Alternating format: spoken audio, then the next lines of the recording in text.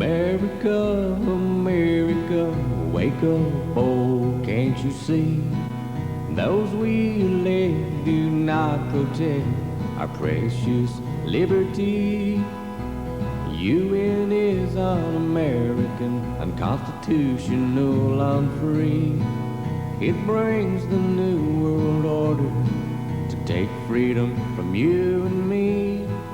There's no UN in American, there's no red in their white and blue to tell of all the bloodshed that bought freedom from me and you.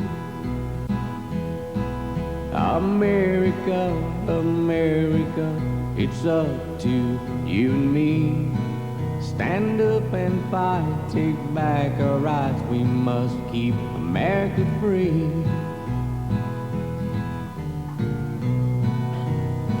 America's judgments, what lies ahead? A lack of food, by design we believe. Enemy troops, which means the emergence of law enforcement and military together, both foreign and domestic. Military equipment, old style and new, both foreign and domestic. Biological chemical warfare that's been played on you and I, America, for at least the last 50 years. Now, why would someone or a group of people want to do that to their fellow Americans? Before we get into that, we're going to research those questions, in particular, why they would want to do that. Negative Population Growth Incorporated, out of Teaneck, New Jersey, has this to say: how can we put an end to mass starvation and suffering in this world? There is only one answer, and this is what they say the answer is. When you think about it, the only answer to human suffering on a frightful scale is drastic reduction in numbers of people. Logic says there can be no other solution. Let me go into the document a little further here. This is what they have to say their long-range goals are going to be. To sustain U.S. population at a smaller, more sustainable level, they require no more than 150 million for the United States. For the world, the total population, they want it to be not more than 2 billion people. Their interim steps to accomplish this, to create in the United States a new cabinet-level Department of Population. Going down here just a little bit. In its place, give a federal income tax credit only to those parents who have not more than 2 children. Anyone else would lose their tax credits entirely. Now, quoting from another organization, the Cobden Clubs, which U.S. Congressman Gephardt out of Missouri is part of. This is his phone number here till it got disconnected recently. Secretariat of the World, the pressing need, it says.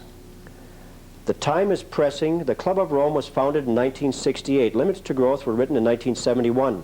Global 2000 was written in 79, but insufficient progress has been made in population reduction.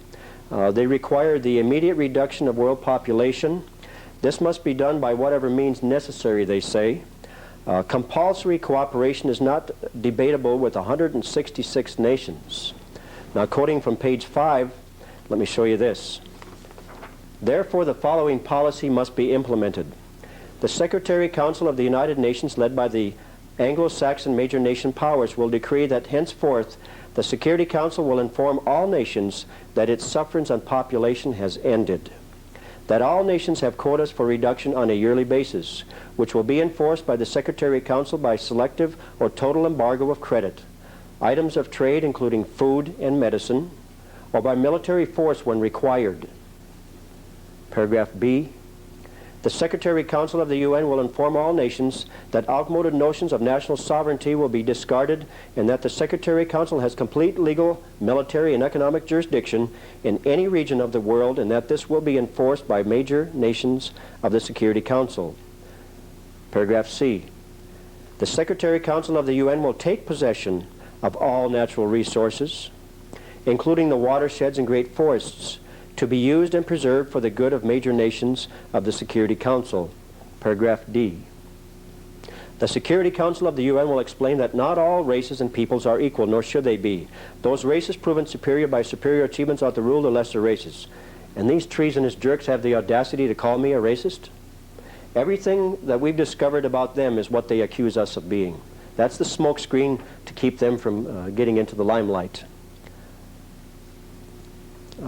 Paragraph E. All of the above constitute the New World Order, in which order all nations, regions, and races will cooperate with the decisions of the major nations of the Security Council. They talk about the action delayed could well be fatal. All could be lost if mere opposition to minor races is tolerated. They talk about an open declaration of intent followed by decisive force is the final solution. Where have we heard that before? This must be done before any shock hits our financial markets, tarnishes our credibility, and perhaps diminishes our force. Well, let's assist in diminishing their dirty force. So back to America's judgments. The subject that we're going to talk about first is the lack of food. The lack of food caused by whatever means that we can determine here. Back in 1982, the Reader's Digest had an article, Food, America's Secret Weapon. In a world where food is becoming as valuable as energy, the awesome abundance of American farms is finally being seen in its true light, as a source of power, a means to profit, and a weapon for peace. Well, it just so happens since the early 80s, the American farm is all but extinct, dropping up to 3,000 per week through foreclosures or whatever means possible to get them off to form this corporate America that we suffer from today. From the Tampa Tribune, January of last year, is an interesting comment. Grain shortage growing problem. Conditions indicate that there is at least some vulnerability in the food supply. From the Associated Press, Wichita, Kansas, Kansas harvest to hit a 30-year low. A record drought, temperature extremes, insects have hammered the Kansas wheat crop to what may be its smallest harvest since 1957. Now, Washington State has a problem with their seeds for the wheat. State bans Southwest wheat seed. This was in the Spokesman Review, May of '96. Action taken to safeguard Washington crop from fungus. Carnal bunt, a fungus that damages crops. The spores can live in the soil and on equipment and may be spread by wind. The disease is named after a city in India where the fungus was first discovered. As we go through this presentation, I'll show you where it really came from, right here in the USSA. One of the strangest springs ever, according to this farmer from North Carolina. Peach farmer Arthur Black says his harvest is down from 30 varieties to 2. Summer without peach pie, without cobbler or peach ice cream. Look, that's trivial stuff right now. For peach farmers all over the Southwest, the real problem will be a year without income. Everybody is hurt, and I mean bad hurt, says Wayne Mack, Director of the Marketing for the South Carolina Department of Agriculture. From the Western Producer, July of '96, the headlines read, the Ukraine harvest likely headed for disaster. Kiev, Ukraine. The Ukraine, once the breadbasket of Europe and producer of a quarter of the former Soviet Union's grain, faces a disastrous harvest this year. Now, I probably don't have to remind all of you that once upon a time in Ukraine, there was a giant shortage of food there by design. The videotape that we handled called Harvest of Despair, which was put together by the relatives of the survivors, says this. This film documents the Ukraine terror famine of 1932-33, which caused the deaths of 7 million people. The terror famine was deliberately created by the Soviet government as part of Stalin's decade-long effort to destroy the Ukraine peasantry who resisted the forced collectivization of their lands. Today we would call that corporate. Same difference in America.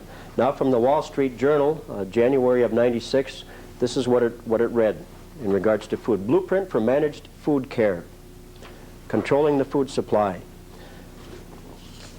From a person by the name of Lee Walsh, he writes an article called Weather Control. I'll just quote this caption here. To control weather is to control mankind, its health, life, behavior, and death. To control weather is to control the economy of any nation, the food chain, the water supply, the air we breathe, and all the natural resources that mankind needs for survival. Weather modification, 15 United States Code, Section 330. Public Law 92205, which is classified to this chapter as popularly known as the Weather Modification Reporting Act of 1972. Also along with that we have the Weather Modification Reporting Act of 1974, or 76 rather, which is 94-490, October 13th of 76. Now, I was in the military. I was in the Naval Air Force, and I was part of the weather modification program out of Washington, D.C. back in the 60s, so I know it's real. Department of the Air Force, Phillips Laboratory, October 12th of 95. It was written to one of our associates in Montana. For his sake, I blocked his name out. This is in response to a newsletter that we had put out about weather modification.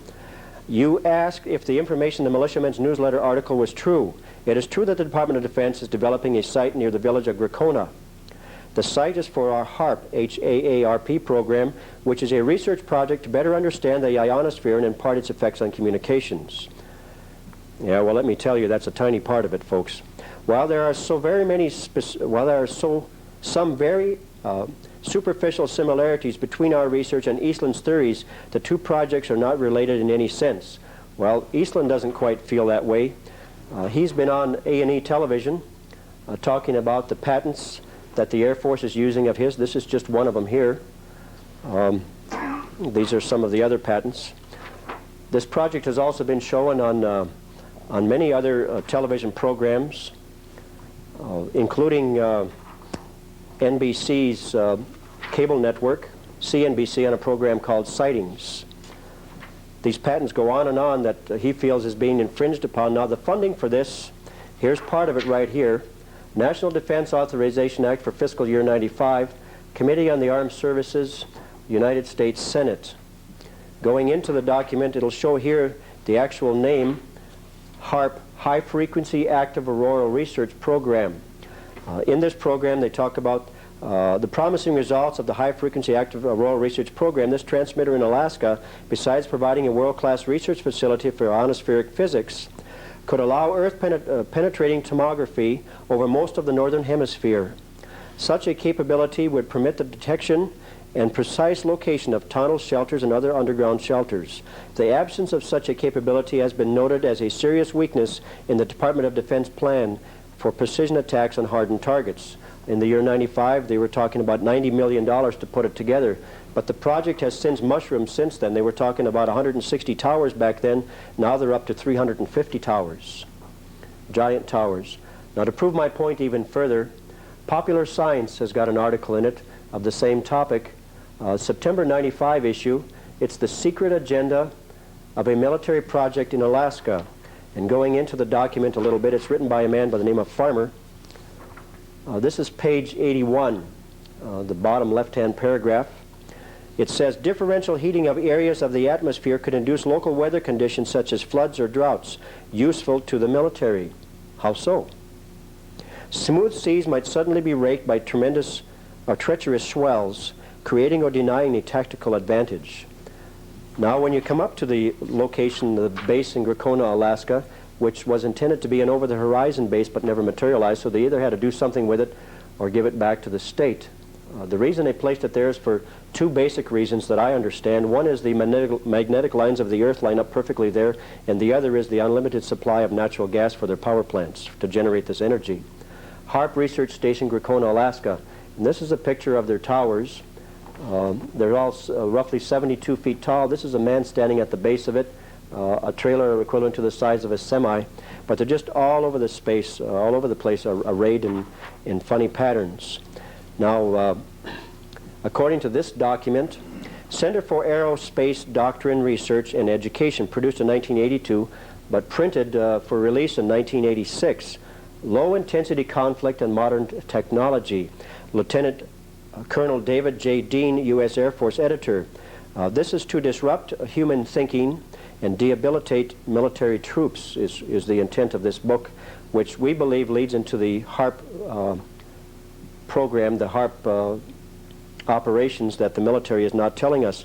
But the curious thing in this is the foreword is written by Congressman Newt Gingrich, so obviously our Congress knows about it.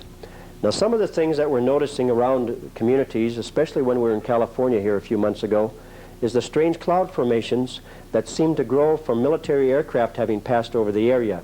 Now, this is an aircraft that just flew in this funny loop formation here, and another one you can see going across here. But after that's been in the sky for a while, the sky becomes full of clouds from what we believe is this military fuel that's being burned.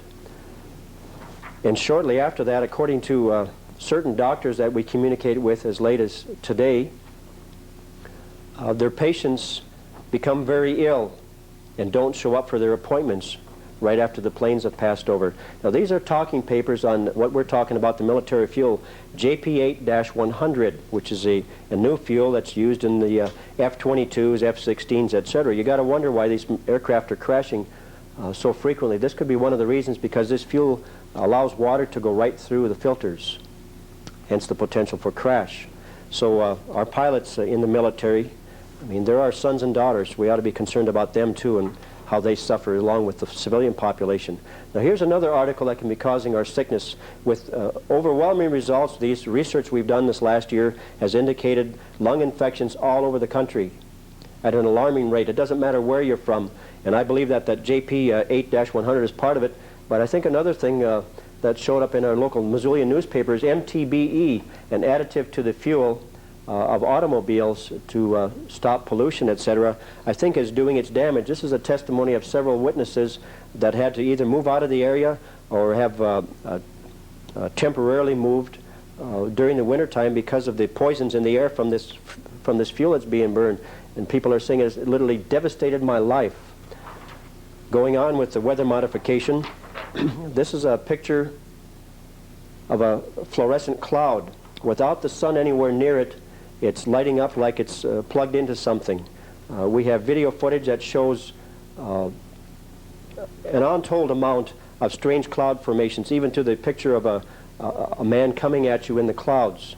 Is that the rapture we're talking about?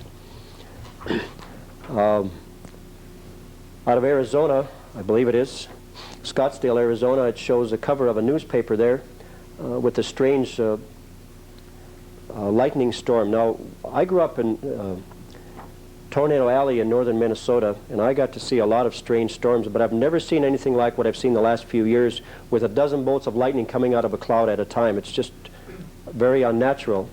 And clouds that are mobile or portable, actual hollow clouds, this was taken by people in South Dakota, and as they watched and were taking these pictures, in horror they saw 3 gunships come out of this portable cloud. Silent gunships came right at them out of the cloud, then disappeared back in the cloud, and the cloud moved on. What do we have to look forward to, folks? If you want more information on that, there's a book available from some very special people in Alaska that have been keeping track of the HARP program. Angels Don't Play This HARP. It's by Nick Begich. Shifting gears just a little bit, I want to share what the land grabbers, that's what we call the global people, is the global grabbers, land grabbers, have been doing through the Bureau of Land Management. This is in our newsletter, Taking Aim. The BLM rules threaten Americans' freedom. Let me just skip around here a little bit. Now, this program came out about 3 years ago in the Federal Register, sponsored by the Forest Service. At the time, it was at page number 5,800. Now it's at 57,600. What's in between those two sets?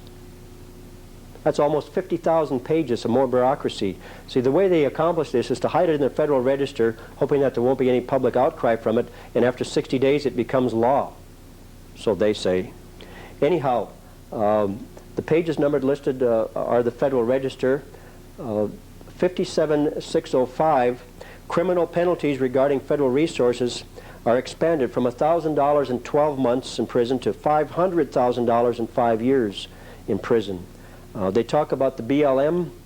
Law enforcement authorities expanded beyond activities occurring on BLM land. Under this language, activities on private land adjacent to and upstream from BLM lands fall under BLM law enforcement authority. The definition of pollute or contaminate water means to discharge or place in water other things, among other things, rock, sand, cellar dirt, or agricultural waste. So if your child picks up a rock and skips it on the water, you're probably going to go to jail. Going on with the same document, on page 57,612, we find this: the definition of primitive area no longer has to be roadless. How can it be called a primitive area then? They apparently don't care. Obviously, we can see through the smoke screen. It's a land-grabbing mechanism. Going on, unless authorized by the BLM, you cannot discharge a firearm. How do you protect yourself against the bear that's coming at you, or a cougar? Going down to near the bottom of the page here. You cannot operate a vehicle in a manner causing or likely to cause a disturbance to the soil, water, wildlife, or wildlife habitat. In other words, if your car is sitting there idling and you turn the steering wheel back and forth, you've disturbed the soil because it rearranges the soil. Going back up to the top of the page here in the center, without BLM authorization, you cannot deface, remove, or destroy natural features or resources, including plants or their parts, soil, rocks, or minerals. The last one I'll talk about here. Without BLM authorization, you cannot divert, transport, or remove any water resources owned by or reserved to the United States and administered by the BLM. So if you get thirsty when you're on BLM property and you need to take a drink of water, you better stay there till you leave it. Now, Executive Order 12919 makes the point very clear. This is where Clinton bypasses Congress through his martial law rule. Executive Order 12919 was signed into law May 1994. On page 11, paragraph M, it says this.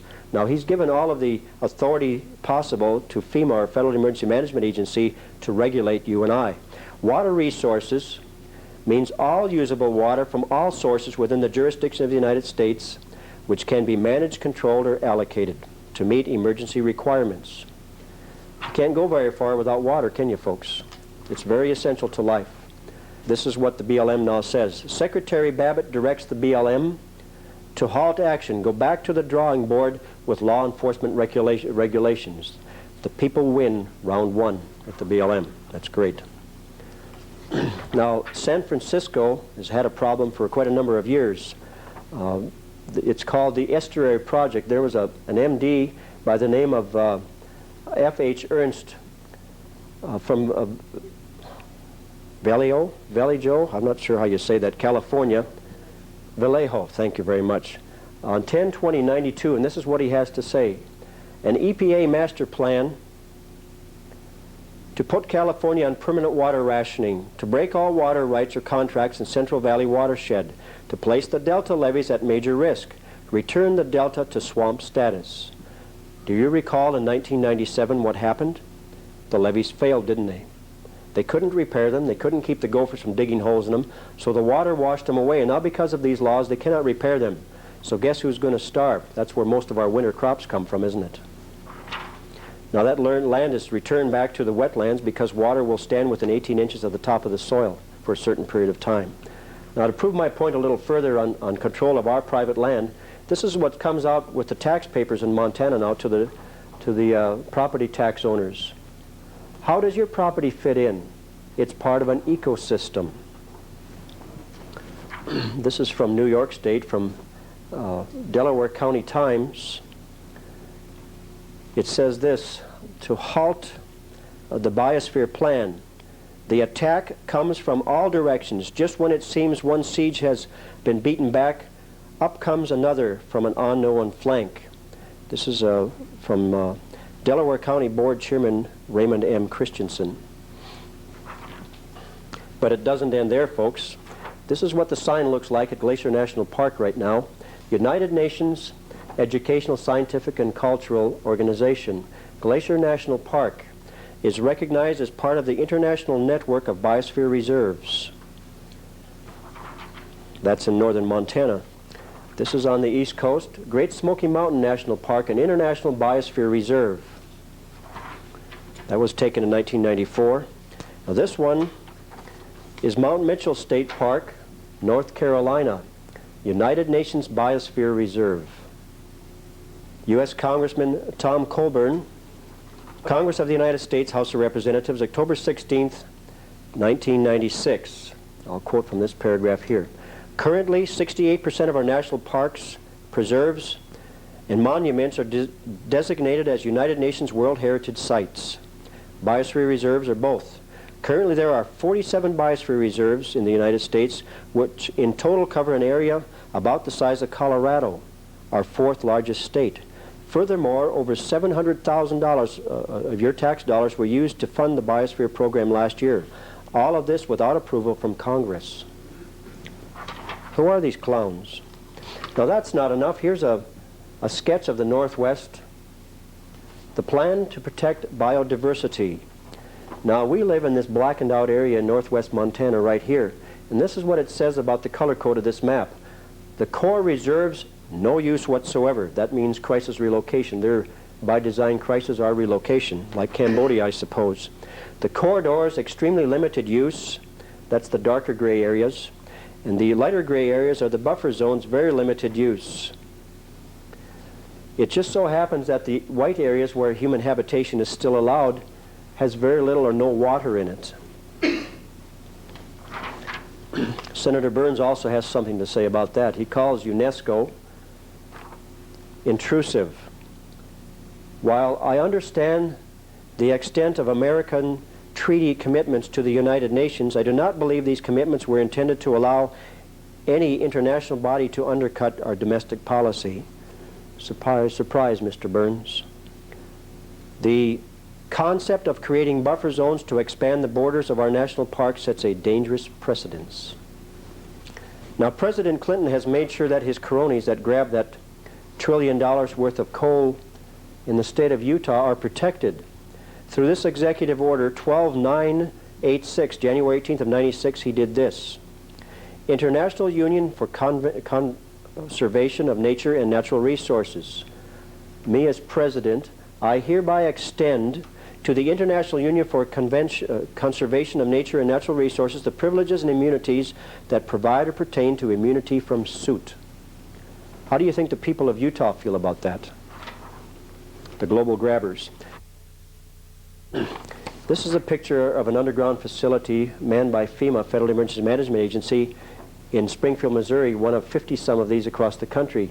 This is the tree line, or the ground line above. This is the hood of a semi. The passenger took the picture. There's a semi coming at you in the center of that picture, out of a tunnel, by the way. As you get into the tunnel further, there's another semi coming at them. The traffic was heavy that day, and there's one that just crossed their path in another tunnel. This is one of many across America. We got this from a private trucker out of North Dakota that realized something strange was going on here when it was, his hauling was done by UN codes, by the way. Now this is a food mill, a rice mill in Texas. To be specific, it's Lindsay Mill in northwest Harris County, Texas. Up until late last year, they had no fences at all. Now they have an 8-foot cyclone fence with razor military wire around it. What's wrong with this picture? What's going on here? So you've got to wonder, when a person by the name of Catherine Brittany, the executive director of the United Nations World Food Program, makes this statement. Food is power. We use it to change behavior. Some may call that bribery. We do not apologize. I find it extremely sick and repugnant. So my suggestion to you folks is to start putting your food away now. Thank you very much. Old Glory was waving over Waco's compound. You could see evil spirits as they circled around. ATF said to Reno, you planned this so well, give us the order and we'll blow to hell. Janet smiled proudly as she faced her first test. She bragged Clinton chose her because she was the best. She gave the order, the tanks showed no grace, punching holes in the buildings for their deadly spray. Who will tell the little children their government was wrong? The Republic of Texas should have cared for her own. There was no justice, the law had been used, their weapons were legal, there was no child abuse. America's Judgment, Part 2. Enemy troops, both foreign and domestic, law enforcement and military merged together. Now you'll have to remember that the enemy troops that came to Waco and destroyed those innocent families did not come from a foreign country. They were, for the most part, our fellow Americans. And the proof lies in the equipment that was there also. This is our U.S. military equipment on the soil adjacent to the Branch Davidians' home. But it didn't just start there. It didn't just start in northern Idaho. It started a long time ago, and we'll go into that now. The New Times, Volume 7, Number 13, November 19th, 1975, says this: "More Than Just a Game, The Cable Splicer Papers" by Ron Rittenauer. The introductory remarks, I'll share a few of them here. What are the Cable Splicer Papers? A collection of until now secret California National Guard documents that outline an elaborate mechanism to quell domestic dissidents by means that include the imposition of martial law. Now we'll skip over, if I can find my pen here, we'll skip over to the top of this column. Over 4,000 military, police, and select civil servants have been trained as instructors in this course. The course also emphasizes the collection of political intelligence, includes instructions on manipulating the press and thereby public opinion. How come that doesn't surprise me? Description of the papers. I'll skip down to here. A massive secret paper directly connected to the Army's Garden Plot Master Plan for Civil Disturbance Control, of which Cable Splicer is only one subplan awash in the depths of the nation's bureaucracy. A few of the code names other than Cable Splicer have been discovered, such things as Rancher 3, Orbit West, Orbit Red, Upland Victor, Upland 567, Steep Hill, Graham Metric, Quiet Town, Cabin Cruiser, Lantern Spike, and Cab Fare. All states, according to Colonel Zane Cordum, Deputy Director of the Directorate of Military Support, or DOMS, were encouraged to use the cable splicer technique for training purposes. The encourager of DOMS that they used is called money. Cable Splicer 1 was conducted in California May of 1968, barely a month after the Army's task group became the Directorate. Cable Splicer 2 was a bigger affair. It began in February 10 of 1969 with the Governor's Orientation Conference and the kickoff for a series of joint military police training sessions across the state of California. This occurred under Governor Reagan before he became president. Cable Splicer 3 happened in May of 1970. Every National Guard headquarters now has an Emergency Operations Center. Each EOC boasts a full-time staff using multiple lines of communication to the Pentagon's Domestic War Room. I didn't know we had one. With access to the computerized intelligence systems. The Cable Splicer 3 conference met just 3 weeks after National Guard troops shot and killed students at Kent State and Jackson State. How the Army brought the war home. The Master Police Military Joint Planning and operations cannot be called a plot or be dismissed as merely the ravaging or ravings of a few coup d'etat crazed colonels and their flipped-out Minutemen supporters. It is far too massive, involving far too many people in far too many official positions. Its implementation has been and remains far too much a matter of official policy, secret official policy.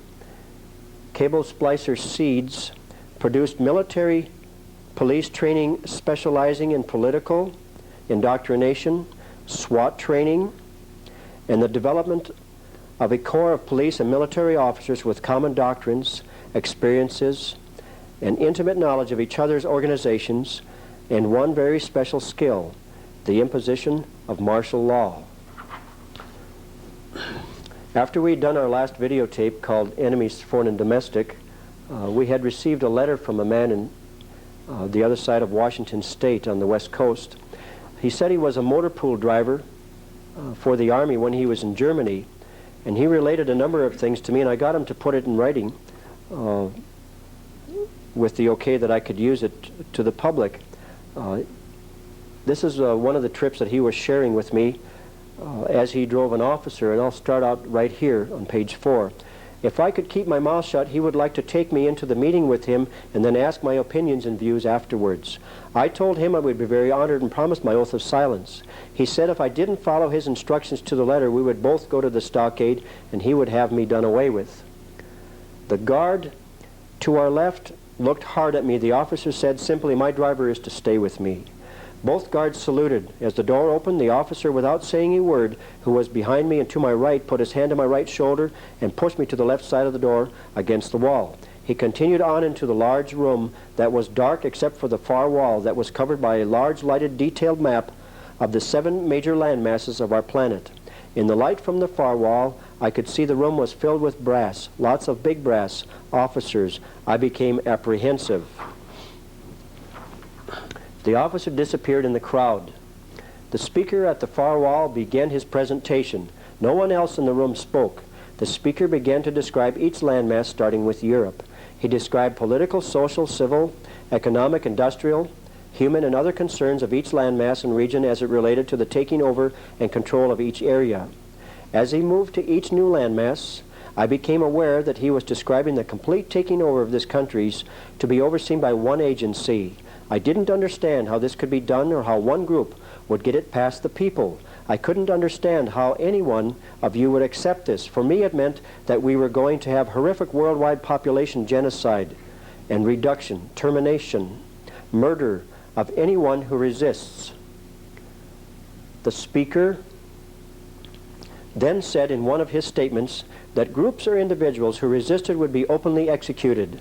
The speaker then demonstrated how control techniques would be developed by subduing the smaller countries first, then moving to the larger ones. I thought maybe I was seeing some sick mock battle plan when the speaker at one point said the United States would be the last to be taken over, and then by one step at a time, so as to allay suspicions or minimize and control any reactions to the imposed control before the program was completed.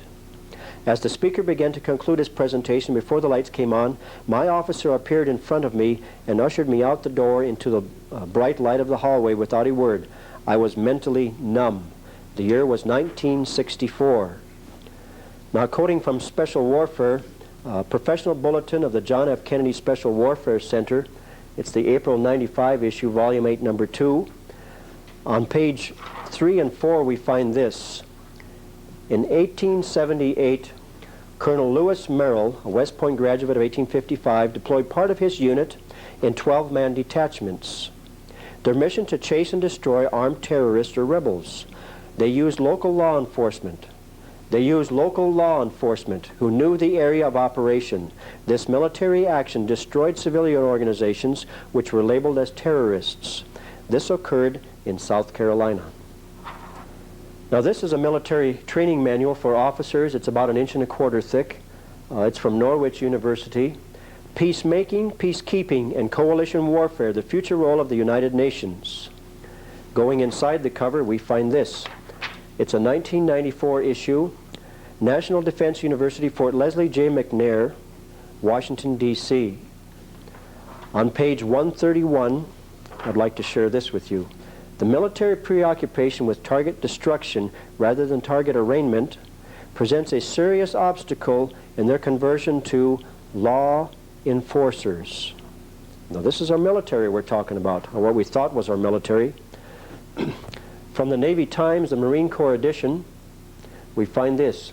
Going downtown, the Marines learned the art of urban patrolling. From another document, it says tactical tracking operations for police, military, and corrections special response teams. Going into the document, we find this. The material is classified not for public disclosure. Oops. It says the hunt for illegal survivalist or militia groups. The special topics addressed in this module: observation and surveillance, long-range patrolling, pursuit or sting operations, search and rescue, right-wing survivalist and militia movements. They really believe the lies that the media has been telling them, don't they? It's too bad they don't do their own investigation. This is the emergence of the militaries of the world together. Soviet general officers at National Defense University as guests of the Secretary of Defense with their red bands and all. Now, our troops and the Soviets are rubbing shoulders even more so here. The caption under the picture says, "The combined American-Russian quick reaction force boards a Russian Mi-8 helicopter before a mission." It shows it flying over what appears to be a barricaded area. An Mi-8 8 circles a checkpoint threatened by a crowd of belligerents. Gee, I wonder if I'm in that picture. In this picture, it shows U.S. General Nash rubbing shoulders with a Russian general by the name of Yevgensky, which is a KGB Spetsnaz specialist, which would be equivalent to the assassination teams that roamed foreign countries from America, called the Phoenix Project. Now, from the Commercial Appeal, Memphis, Tennessee, March of last year, about a year ago, we find this: up in the sky, it's no attack, it's the Marines. Quoting from this paragraph here, I know it's very difficult to read, but the exercise gives the high-tech 24th Marine Expeditionary Unit practice in navigating city skies and maneuvering above city buildings with infrared sensors, night vision goggles, and electronic surveillance. Marine Expeditionary Units have trained in cities such as Atlanta, Los Angeles, Miami, and San Francisco, and I might add so many more. Let me show you one of the so many more that's been lied to here. This was in the news just recently. The Charlotte Observer, Thursday, March 6, 1997. The invasion of the 3rd Ward, about 100, and they're lying about that too, 100 Army Special Operations troops descended on Uptown for a secret drill. 12 helicopters, including Special Blackhawks, swooped in Tuesday evening. Charlotte residents, rattled by hovering helicopters and noise that sounded like explosions, flooded police and city officers with complaints. Another Uptown training exercise scheduled for Wednesday night was canceled. And now the mayor of the city is in big trouble. He didn't tell anybody. It was his private little secret. So you got to ask, folks, what are your public servants doing behind your back? The Army misled Charlotte on a scope of drill, officials say. The mayor, Mayor Pat McCrory, said the Army misled him about the scope and drill when officers met with him in December. Now this is March, so that's 4 months later. Other city officials said they knew nothing at all. Why did he keep them in the dark? What else was going on behind our backs? Now this is quoting again from that John F. Kennedy Special Warfare Bulletin. To learn from the past, we must anticipate the future. And the future will be dominated by a single overwhelming presence, the United Nations. Now what happens when local law enforcement come to raid a family? They usually bring overwhelming force, so the family or whoever they're raiding has no thoughts of even trying to defend themselves. Now that's basically what it's saying here. Now that, from the standpoint of safety or not getting bullets flying back at them, is a good plan. However, that's what's being used here. The future will be dominated by a single overwhelming presence, the United Nations. Now this is from a newsletter called The Resistor. It's the official publication of the Special Forces Underground. This is way back in the autumn of '94. The New World Order Combat Arms Survey, question number 46. I would fire upon U.S. citizens. This is what they have to say. Now that was a genuine military questionnaire that started in at least 1987 that we're aware of in Germany.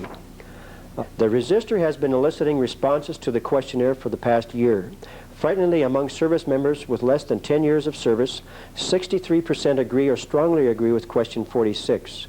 I would fire upon U.S. citizens who refuse or resist confiscation of firearms banned by the U.S. government.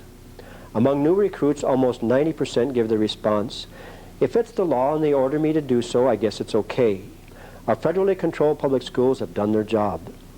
Of those with more than 15 years of service, 87% replied disagree or strongly disagree. Response by members of Special Forces Underground were unprintable.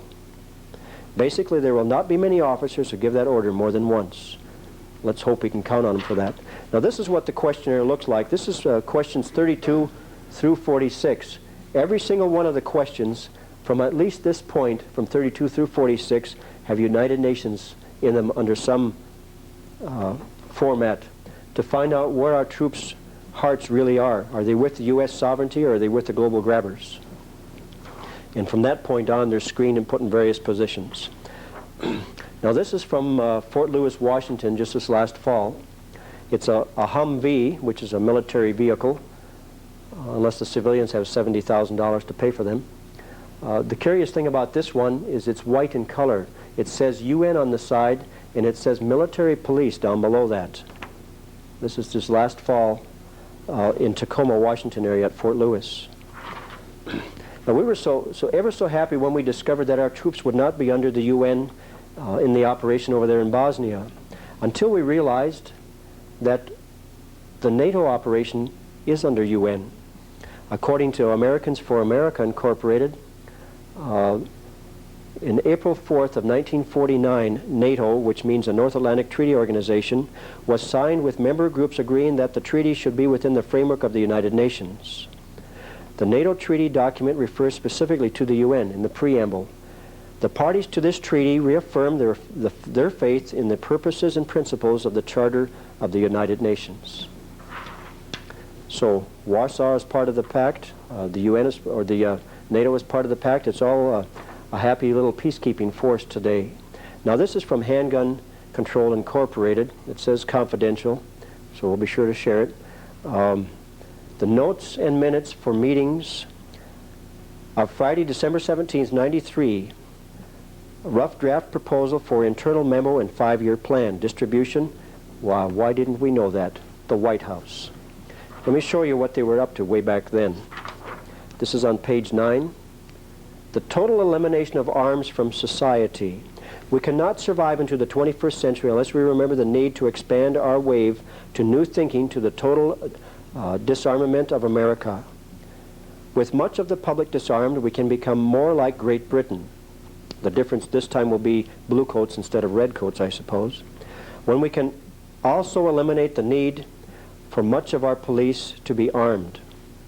How are they going to feel to be bobbies like Great Britain and get beat up by children?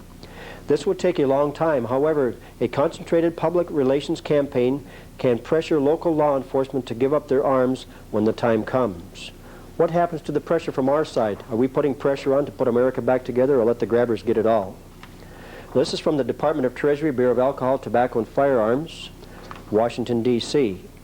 An open letter to all state and local law enforcement officials. The purpose of this letter is to provide information to all state and local law enforcement agencies regarding one specific aspect of the recently enacted Omnibus Consolidated Appropriations Act of '97. To make it unlawful for any person convicted of a misdemeanor crime of domestic violence, I said misdemeanor, to ship, transport, or possess or receive firearms or ammunition.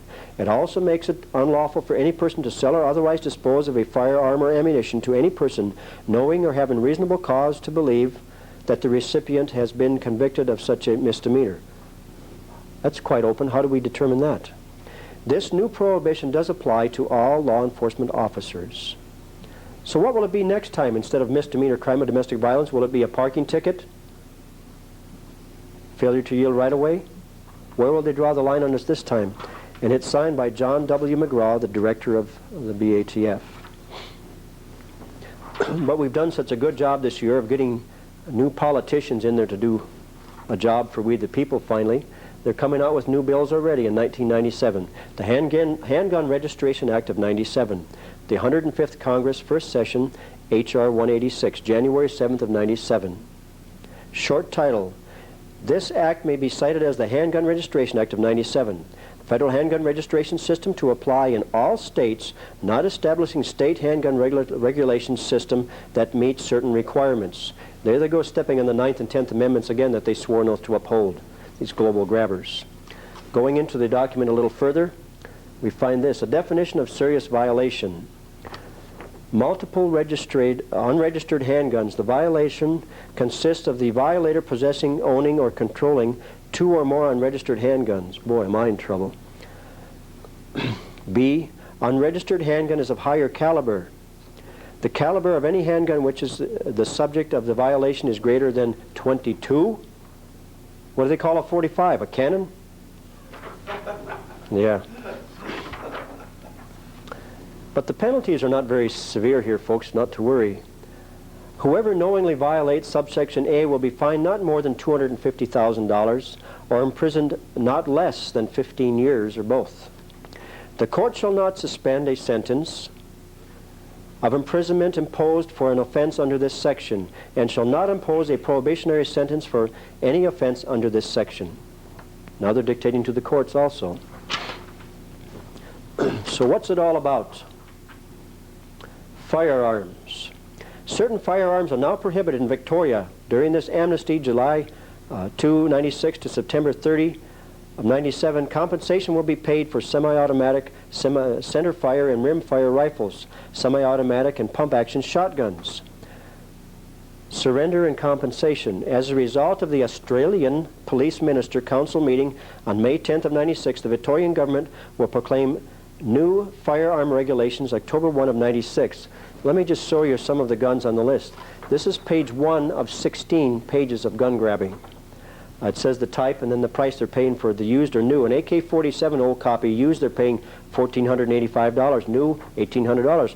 Maybe we ought to haul some of our scrap iron over to Australia so we can buy better firearms here. FNFAL 308, $2,490 used. They don't even show a new price. M1 Garand 308, $1,750. A Ruger Mini 14 Ranch Rifle, $750 used, $975 new. They want them pretty bad, don't they? But this hasn't just started. This is 1994, H.R. 5904.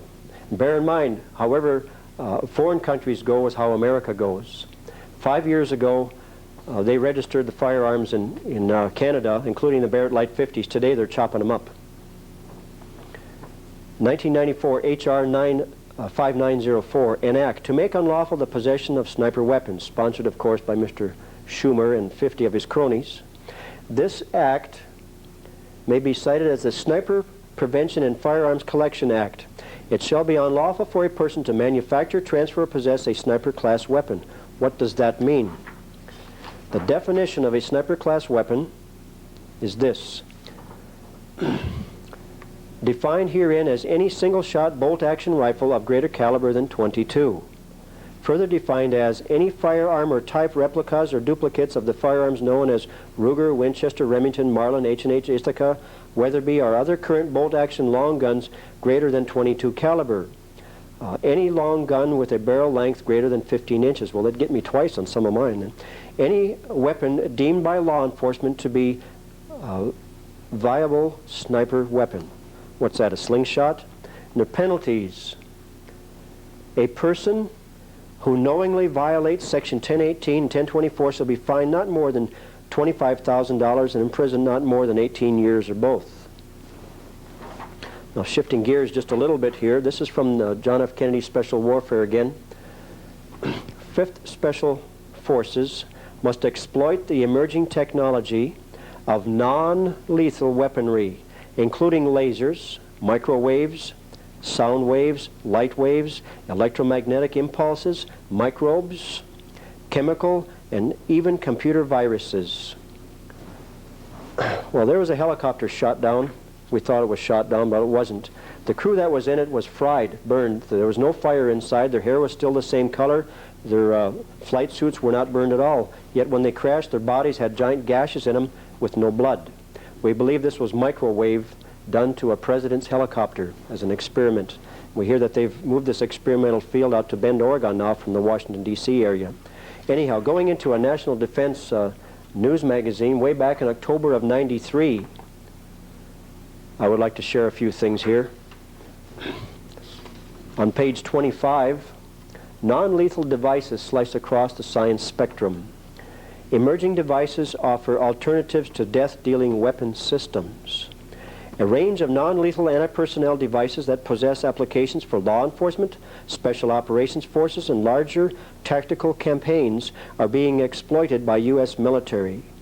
Non-lethal systems also are being aimed at disabling sensor systems, communications, computers, air, sea, and ground vehicles, and enemy weapons. Non-lethal technology are receiving increasing scrutiny by Department of Defense, federal and local law enforcement agencies, and industry providers. These weapons, possessing both defensive and offensive capabilities, are expanded to profoundly alter the conduct of conventional conflicts. Among these emerging weapons are devices that incapacitate enemy forces or hostile personnel by temporarily blinding, it's not temporary, folks, disorientating, making them violently ill, or putting them instantly to sleep. Infrasound devices, very low sound generators, are capable of causing disorientation, vomiting, and spastic bowel contractions. Adjusted to a more intense signal, infrasound is capable of disintegrating concrete. Well, if they can do that to concrete, what can they do to we the people? Now, a half a dozen years ago, they were called non-lethal weapons, cutting cars in half, melting man and his weapon together. This was in an operation called Just Cause in Panama, where 26,000 of our finest raided innocent civilians, unarmed civilians I may add, at midnight, December 19th, 1989, killing up to 4,000 of them, 2,504 according to the UN, burning their homes block after block and burying them in common graves, at least 15 common graves. All of this done under Southern Command. We believe to open the door for even more drug runs to come up from South America. We believe that after Noriega was taken out of there, that the drug running doubled since his removal. Several months afterwards, it was more than double when he was there. So our military personnel, I would assume for the most part, don't know, but there are those in power that certainly do know. Thank you, folks. It was not the winds of freedom that blew down the Berlin Wall or rearranged the Soviet Union on TV to fool us all. It was the spirits of Marx and Lenin answering socialism's call for a one-world fascist government to enslave us one and all. America's being dismantled right before your very eyes by the president and Congress, covered up by network lies, while the district of criminals answers Federal Reserve's cries to destroy the Constitution with unlawful treaty ties. They have trained a Gestapo known as FEMA to everyone. Wolves in black sheep clothing, Nazi terror has begun. Black helicopters in the sky, white UN tanks are here. The New World Order is standing by, lock and load, the time is near. America's Judgment, What Lies Ahead, Part 3, Military Equipment, both old and new, foreign and domestic.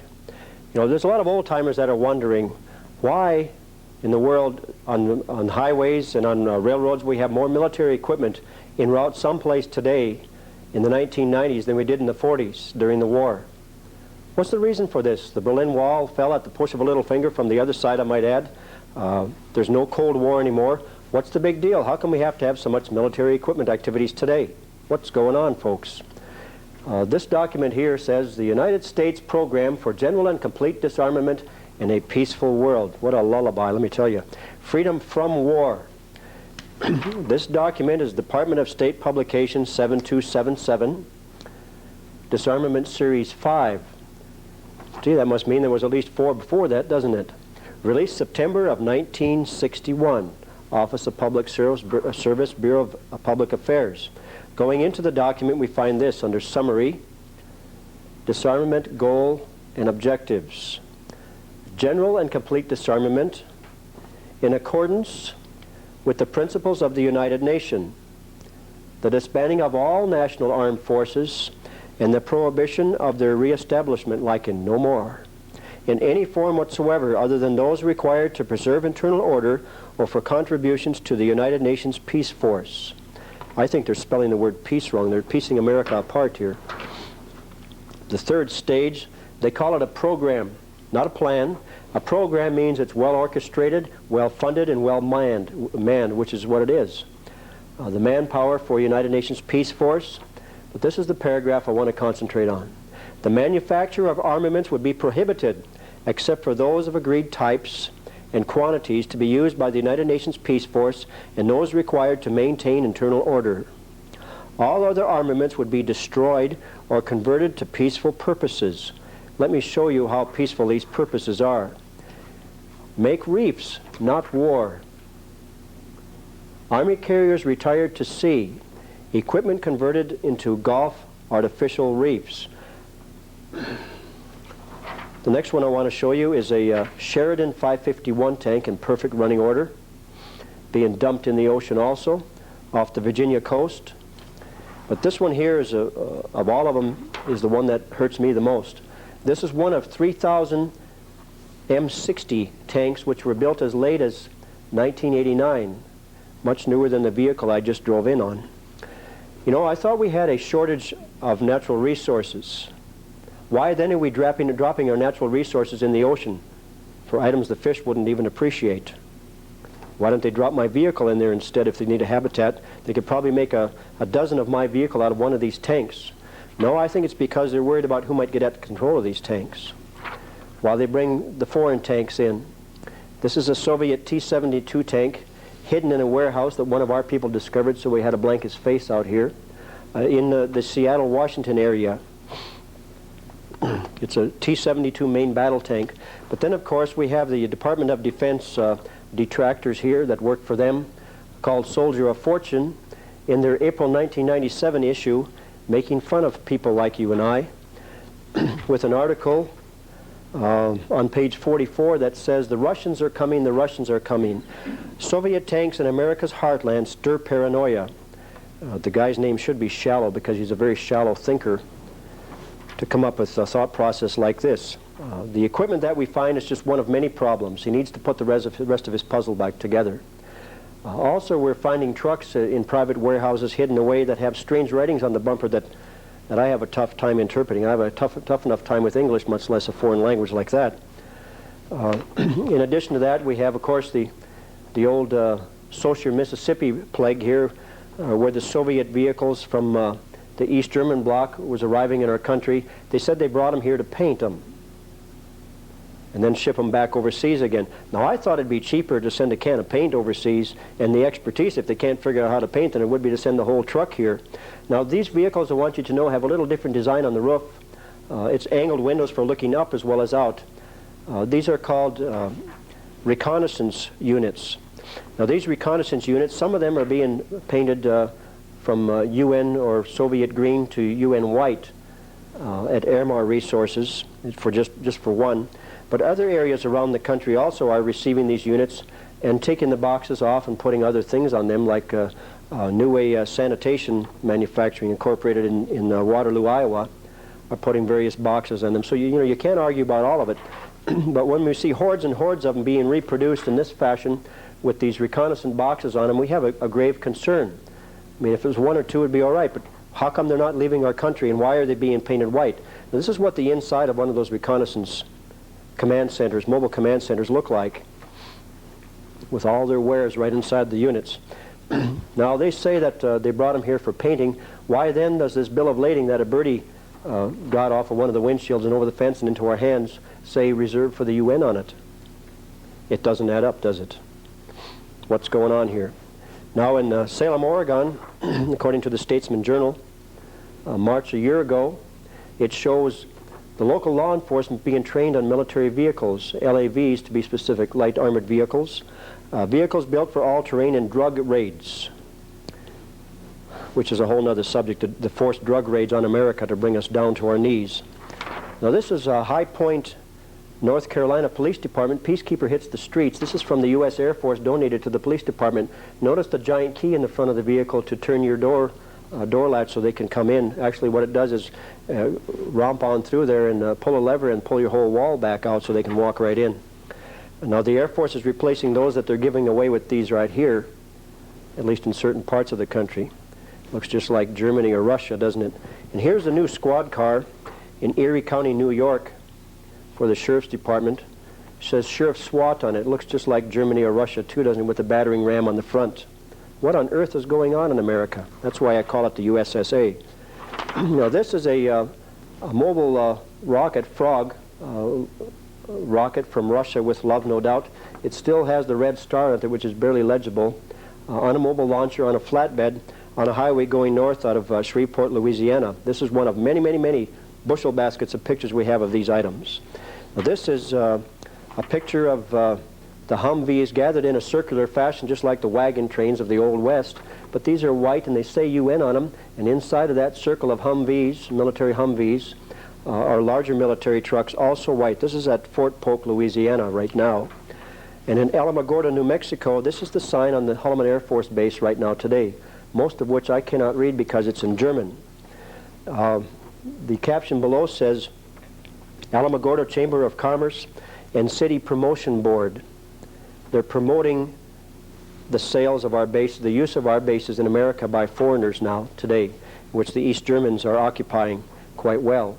Now, in an article titled, Can the U.S. Really Win the Next War? This is out of USA Today, Wednesday, December 18th of this last year, page 13A. I would like to share a couple of things with you here on this. In specific, this paragraph right here, which I've enlarged so you can see it a little better. Remember the tremendous victory in Desert Storm. If we had to fight that war again, it is doubtful we could succeed. Such a conflict would exhaust all of the Army's 10 active divisions. If we had to match the forces we sent to this Desert Storm, says Lieutenant General Paul Funk, Commanding General of the Army's 2nd Corps in Fort Hood, Texas. We wouldn't have anything left in this country. The same could be said of air power, which proved so decisive. Last paragraph. Who knows if we will face Saddam again in the field of battle?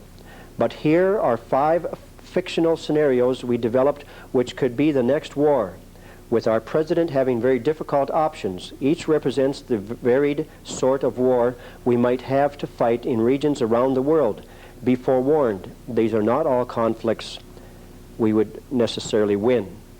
The first that they talk about is North Korea in 98. The next is the Persian Gulf in 99.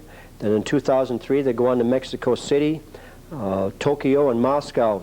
But one thing that they forgot to talk about is China, the Great Red Dragon, which I believe is in prophecy from many sources. Chinese to lease Long Beach base. Clinton pushes for agreement, according to the Associated Press out of the Hanford Sentinel, March 9th of 1997. It says this, turned over to foreign shipping company with a recent checkered history and a direct connection with U.S., in direct competition with U.S. shipping. What they mean by a checkered history is this is the operation that brought hundreds of thousands of AK-47s to put in the hands of less than honorable people in the gangs of Los Angeles and other parts of the country. They were caught at it, Clinton's buddies. Without a national security review, this happened. Now, going on to another newspaper, Chinese firm lands government loan guarantee. Washington Associated Press. Costco Lines Incorporated, a subsidiary of China Ocean Shipping Company, is the first shipping company owned by the Beijing government to receive a federal loan guarantee. Clinton twice met with Long Beach officials to push the Costco lease plan. We call it China beachheads on American soil.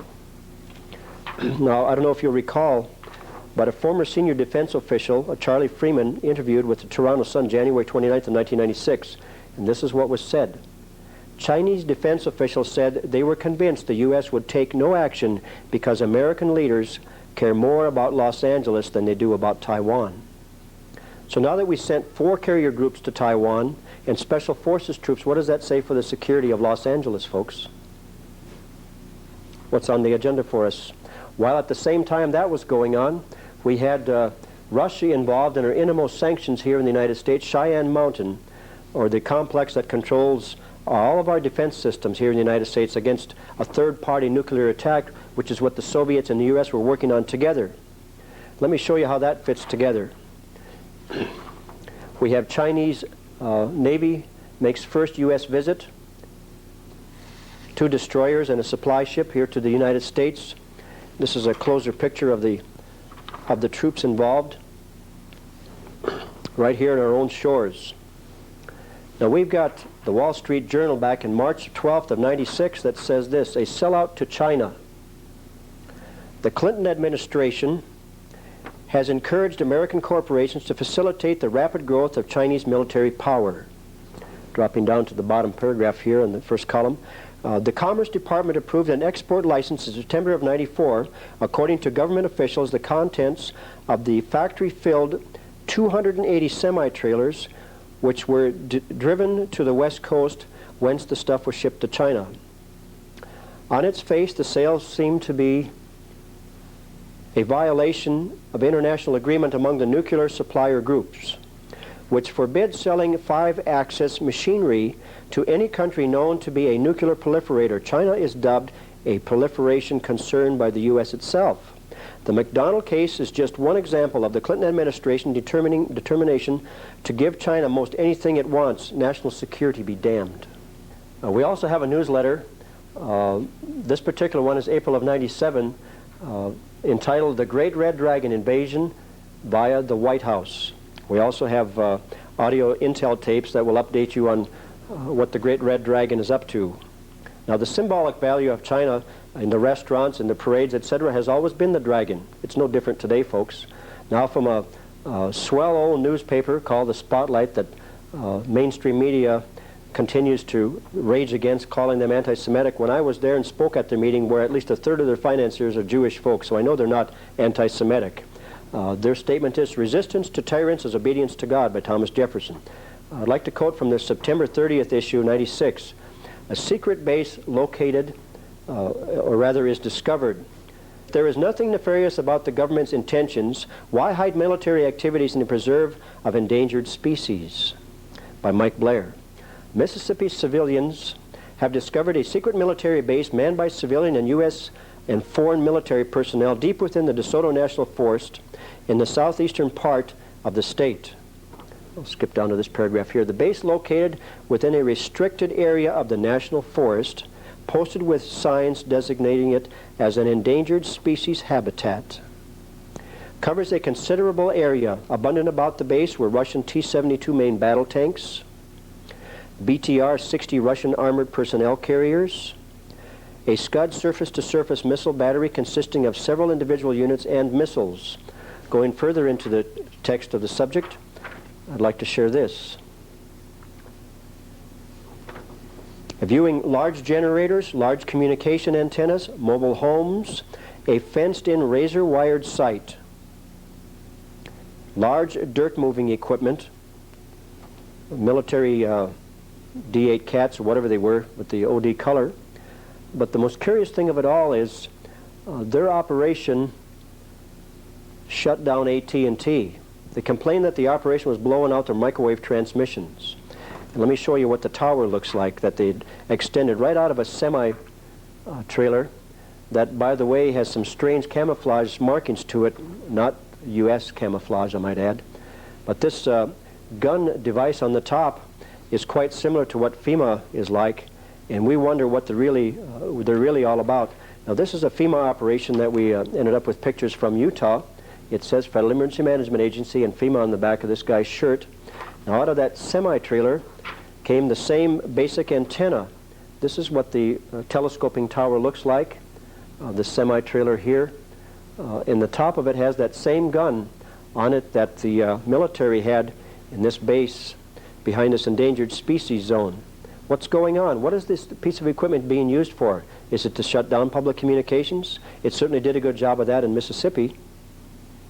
What's the purpose? And if that's going on behind the fences of endangered species zones in that state, what about our state? What about your state, folks? What else is going on? Now, from the Salt Lake City Tribune Business, Sunday, November 10th of '96, we find this: "Company stronger than many nations. The global economic power of giant companies have grown to the point that they have become larger than most of the countries where they do business," a new study reveals. "Mitsubishi is bigger than Indonesia. Ford is bigger than Turkey. Walmart is bigger than Israel. These companies are the powerhouses of globalization." Skipping to the last paragraph. Overall, the top 200, with 28% of the world's economy, employ barely a third of 1% of the world's workers, the survey says. Now, President Bush has made this statement: "Out of chaos shall come the New World Order." What chaos? In other words, they have to have chaos to generate the laws to put the global government in. It's no different than Germany was with the Reichstag building being blown up, the Senate building, by these shysters to bring in their new form of government.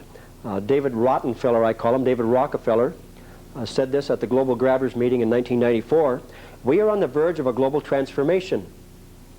All we need is the right major crisis, and the nation will accept the New World Order." What major crisis? Perhaps if I may offer a suggestion here, when the bombs went off in Oklahoma, we were stormed by the media. 360 different media came and hoarded us, more than doubling the population of Little Knox in Montana. And most of them had the same questions in the same order. I'd have to ask, who's the Goebbels of America? The same sheet of music. Now this, they never talk about. This is from Norman, Oklahoma, from their seismic center. Right when the bombs went off, they had 1, 2, 3 seismic printouts, not just one. How come the media never tells you? That was 16 miles away. This is the Omniplex Museum 8 miles away, or half the distance. 1, 2, 3. Why? Why won't the media tell us, folks? What are they trying to hide? We hired an attorney by the name of Senator John DeCamp to get a court injunction to stop the demolition of the evidence. The harder we pushed, the faster that building came down. I'm not saying the government blew up the building, but they sure as the devil destroyed the evidence, hauled it out of town and put armed guards on it. Now what's wrong with that picture? Speaking of pictures, here's another interesting one. This was sent to us anonymously just recently of an encampment, what appears to be a military encampment. There's a Humvee here, here, and here. Now those are expensive vehicles, so I rather doubt that civilians are going to use them, besides their camouflage in color. And all these tents are all camouflage tents. There's 5, they look like about 16 by 32 tents. And this fenced curtain system all the way around it was like 300 by 500 feet. With at least a 12-foot wall around it where you cannot see in. But the curious thing is, these Quonsets here, there's also a fenced-in wall around this Ryder truck. This was near Oklahoma City just before the bombs went off. When the aircraft went back to have another look, after the bombs went off, the whole thing was torn down and disappeared. All I have is a question. What's this all about? Why? Now, from the London Associated Press, there is this statement. The United Nations Secretary General Kofi Annan says he had to reassure some members of the United States Congress that they need not fear UN takeover of the United States. Some of them are very concerned that the UN is a threat to U.S. sovereignty. This was in the Missoulian, February 9th of this year. But here's the curious statement, quoting from the new Secretary General. As I said, we don't have the means to take the United States, and even if we did take it, I wasn't sure we could hold it. Now hold it. What does that mean? What does it mean by that? You've got to wonder, the history given the UN, what about the Katanga incident in the early 60s where the United Nations took over the country, forcing the productive, independent, free nation into slavery under communism by attacking them 3 different separate times? Whose tool is the UN? There's a man that's put an article together here that's, I think, very well said. He's a writer for the Conservative Consensus October 1996 issue. He's also written articles for the Boston Herald. He's a nationally syndicated columnist and an author of A Jewish Conservative Look at Pagan America. And Who's Afraid of the Religious Right? It says, what do Americans really think of world body? A UN survey I'd love to conduct, by Don Frieder. Does America love or hate the UN? The headlines in the September 23rd New Yorker, the New York Times story teased. Some surveys may indeed show public esteem for the international fraud. Much depends on how the questions are phrased. Should we help the UN to avert a nuclear holocaust, save the planet, or promote brotherhood and understanding? Well, of course we should. What fun it must be to devise a poll that will elicit exactly the desired response. If the American people were fully aware of the UN's record, ideology, and modus operandi, their reaction would be far from generous. How I'd love to conduct the following survey. Do you think it is fair for the United States to pay 31.7% or $3.5 billion of the UN overall budget, compared to 6.3 of the United Kingdom and 7.6 of France? Is it right that in return for paying almost 1/3 of the freight, the United States gets 1 vote out of 185 in General Assembly? What do you think of an international bureaucracy, 53,744 strong, that lives the lavish life on our alms? Are you troubled by the fact that the UN bureaucrats have salaries 24% higher than their counterparts in Washington, D.C., and pensions 43% higher? I'm troubled by both of them. Former Secretary Boutros Ghali wants the authority to levy direct taxes on Americans. That would be like the head poll tax of the subjects of Great Britain. Not citizens, subjects. this one right here. Is the UN doing a good job of peacekeeping in the light of the fact that there have been over 80 wars with death toll of 30 million since its founding? How would you rate the UN operations in Cambodia, Somalia, and Rwanda, considering that all those countries are still in turmoil? Given the cost of peacekeeping has risen from 230 million in 88 to 3.6 billion in 94, do we think we're getting a money's worth? Do you approve American soldiers being ordered to serve under UN operations under foreign command without their consent? At its inception, it was envisioned that one day the UN would push coercive population control and abortion, gender sameness, and attacks on parental authority. Are you prepared to acquiesce to the UN Convention on the Rights of Children, which seeks to liberate them from parental authority? No wonder we have chaos in the homes and in the schools today. Now, from the Wall Street Journal again, October 1 of 93, we find this. A Hemisphere in the Balance by David, there's Rottenfeller again.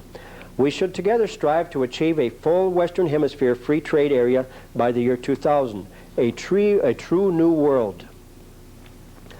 What it comes down to is this. The changing in attitude and policies to make this dream come true have happened. Everything is in place after 500 years to build a true new world in the Western Hemisphere. Oh, really? Not if we have a chance at it. Now, this is out of the Missoulian again, 24 February of this year. The billboards or the picketing signs read, GE celebrates 40 years at Hickory by moving jobs to Mexico. Job losses, trade gap, threaten Clinton plan for NAFTA expansion. Washington. The Clinton administration is counting on Chile's president to push Congress toward accepting his country into a reconstructed NAFTA, North American Free Trade. It would be something else then, wouldn't it? As the next step toward creating a Western Hemisphere free trade zone. But the idea's hardest critics aren't on Capitol Hill. The thousands of Americans whose jobs have gone to Mexico. Now, speaking of which, there's a videotape out called Vanishing Jobs that you need to get to your congressman to show them what's really happening. It shows the same factories that were here in the USSA that are now in Mexico, where people were getting paid $6, $12, $18 an hour, are getting paid $3.50 to $4 a day. And yet they're bringing them back into America with almost no turfs on them for you and I to buy when we have no jobs. I think those people that take the jobs out of the United States and break their promise on tax breaks, etc., that have given them these positions should not be allowed to come back into the United States. We need to learn to take care of ourselves, folks. Now this project I will show you here is the United States Workforce Plan. It's the cradle to the grave program that the government has for you. A plan to direct what what job every person in the U.S. has. This is how school to work will function. National Workforce Development Board, the President appoints 16 members, which include 10 from government and the rest from labor and business. The State Workforce Council does approximately the same thing. The Regional Workforce Development Board, Missouri, for instance, is where this one is from, has 15 of those type of people. Other states may have more or less. But the keys are this. The Regional Board will produce a blueprint. The job is to identify key industries and jobs in the region, future workforce needs, summarize the capacity of the schools to meet the needs of industry, establish a one-stop career center, compile income data on all workers. I thought they did that already. Incorporate their plan into the state blueprint, cradle to grave. So the whole system of our society will be directed, instead of by you and I, it'll be directed by giant corporations. So you better get involved and help turn this around while there's still a chance, folks. Thank you.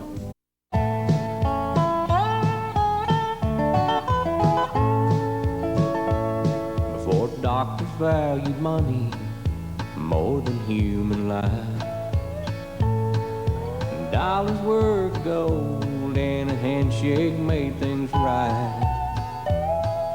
The world looked up to us, we owed no one a dime. Americans owned America, and God was on our side. They're taking our freedoms, we can't afford to lose. We vote, but Congress won't listen.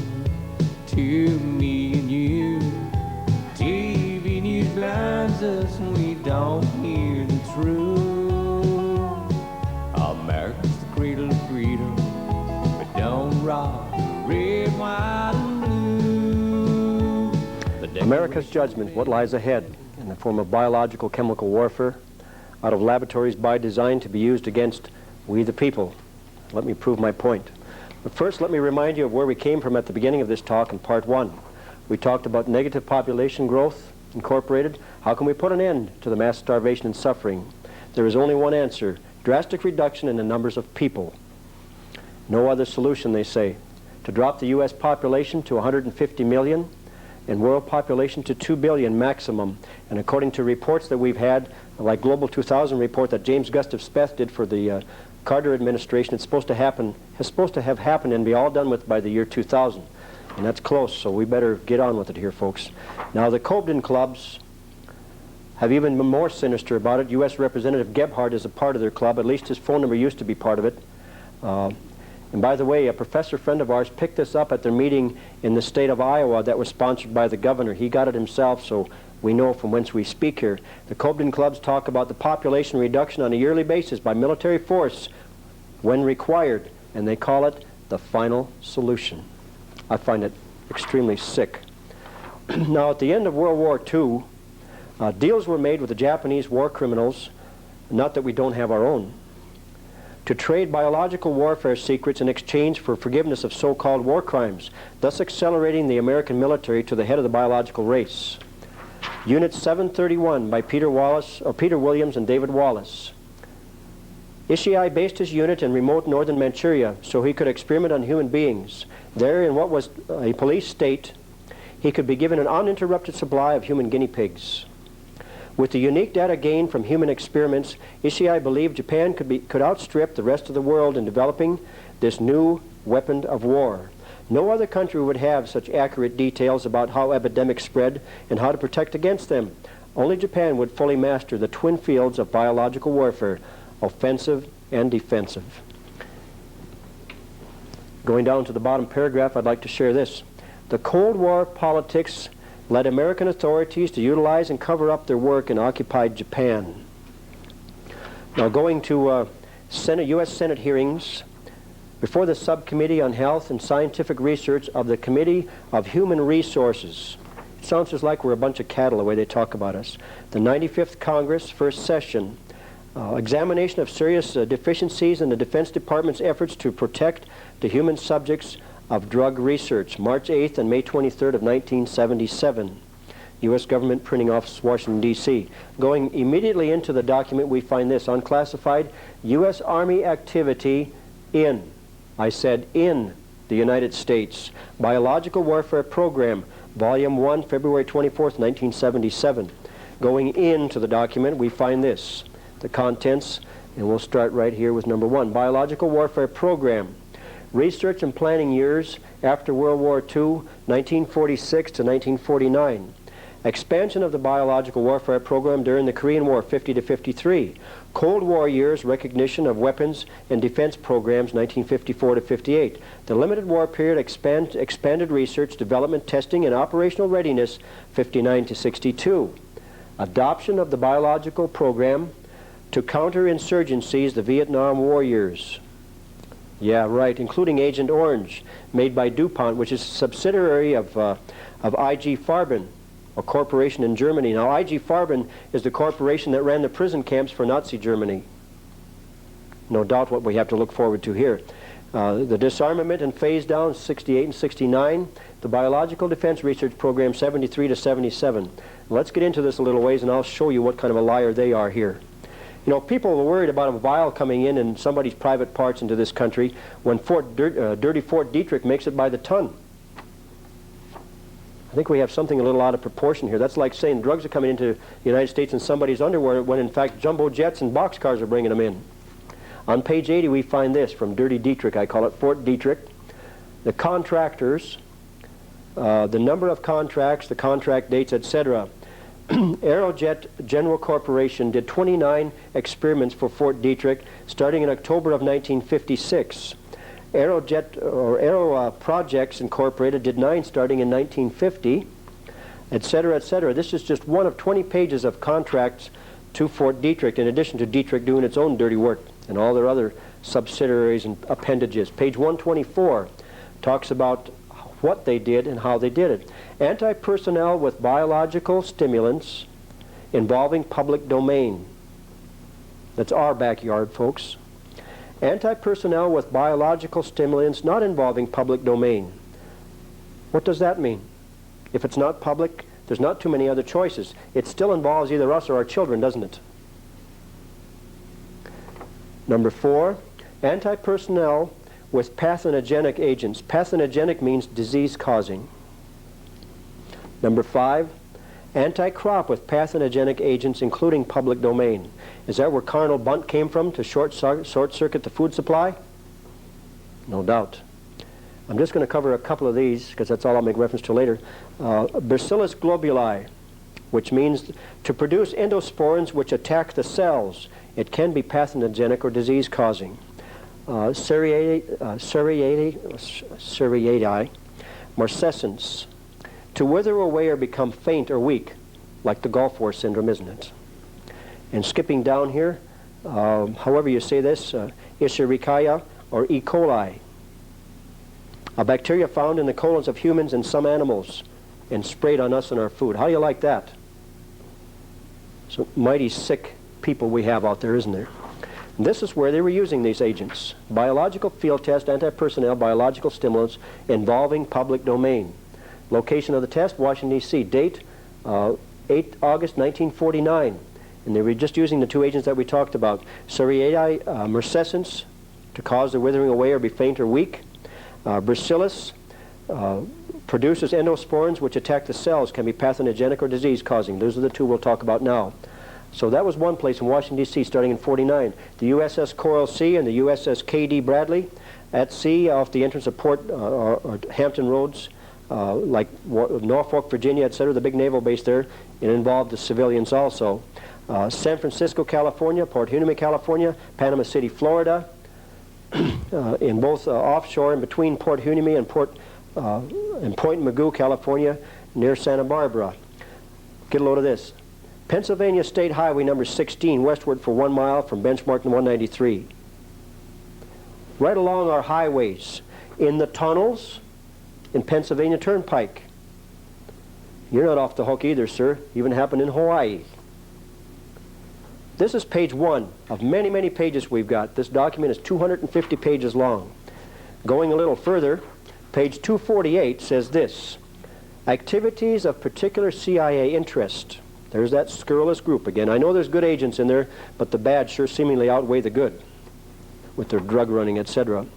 Through discussions with people associated with the project reflect an overriding interest in incapacitants, particularly in latter years. Available records make it clear that CIA interests included maintaining a stockpile of lethal materials and delivery systems. The evidence indicates that the agency relied upon the upon the use of specific biological warfare agents and toxins being investigated as normal part of the Army's biological warfare program. This was September 15, 1975 when it was released. Now, to prove them a liar right off the bat, I want to share this with you. We have reports of hundreds of Boots or Navy trainees massacred at Farragut, Idaho in World War II. One survivor, a Jesse G. Melrose of Devil's Lake, North Dakota, tells of his entire company being wiped out 2 to 3 hours after going to bed their last night at boot camp. Melrose became deathly ill and barely survived, but says his life was ruined instantly and forever. Reports say 1,700 men died at Farragut, Idaho in World War II. This happened to him October 24th, 1944. He's alive today and still talks to me. Is that sick or what? Appropriations for 1970. Hearing Subcommittee, Committee on Appropriations, House of Representatives, stamped November 24th, 1969. Department of Defense Appropriations, House Bill 15090. Chemical and biological warfare. Let me show you what these thieving scoundrel traitors have done to us. Page 129. There are 2 things about the biological agent field I would like to mention. One is the possibility of technological surprise. Molecular biology is a field that is advancing very rapidly, and eminent biologists believe that within a period of 5 to 10 years it would be possible to produce a synthetic biological agent, an agent that does not naturally exist, and for which no natural immunity could have been acquired. Now, just a little of the conversation between a representative and a doctor. Mr. Sykes, are we doing anything in that field? Dr. MacArthur, we are not. Mr. Sykes, why not? Lack of money or lack of interest? Dr. MacArthur, certainly not lack of interest. And it goes on to say, and I'll quote from way down here, a research program to explore the feasibility of this could be completed in approximately 5 years at a cost of $10 million. Yeah, I'll bet you my bottom dollar it was already done. Now, to show you where this leads, this the little old Habitat program, Habitat 2, creating healthy cities in the 21st century. Let me remind you who's involved in this healthy cities for the 21st century. The WHO organization, the World Health Organization. They are the people that administered the smallpox vaccines to Africa in the 1970s, and for no extra charge the Africans got HIV positive from these dirty, scurrilous clowns. I'm talking so nice about them, they deserve much worse than that. Murderers on a global genocide scale. Now from 50 USCS, that's the United States Codes, 1520, we find this. The use of human subjects for testing of chemical and biological agents by the Department of Defense. The Secretary of Defense shall supply the Committees and Armed Services of the Senate and the House of Representatives not later than October 1 of each year a full accounting of all experiments and studies conducted by the Department of Defense in the preceding 12-month period, whether directly or under contract, which involves the use of human subjects for the testing of chemical and biological agents. This was June 30th, 1977. When all this other stuff was happening, they still went ahead and did it against you and I. They really care, don't they? Now this we found in a forest. It's like 8 by 10 feet or 10 by 12 feet. It was about a foot thick to start with. And there was many of them scattered out in the forest near water areas, lakes or rivers. The next time we come, it was all cranked up and popped into position. What it appeared to be is a decontamination center in the forest. And it says on the side of it right here, U.S. Army MUST Project, Office of the Surgeon General. What does that mean? What's going on in our backyard? Now we've got all across the country, we're finding this, even in our own backyard, presentation, emerging infections, new microbial threats, presented by the Montana State Epidemiologist, Wednesday, January of 1997, public invited, free. Why? What do they know that we don't know? What are they talking about? Now, I don't have the exact date, but this is from early summer of 1996, Gannett News Service, Washington. The Food and Drug Administration soon plans to make finally a temporary ruling that allows the Pentagon to use experimental vaccines and drugs on U.S. troops without their consent.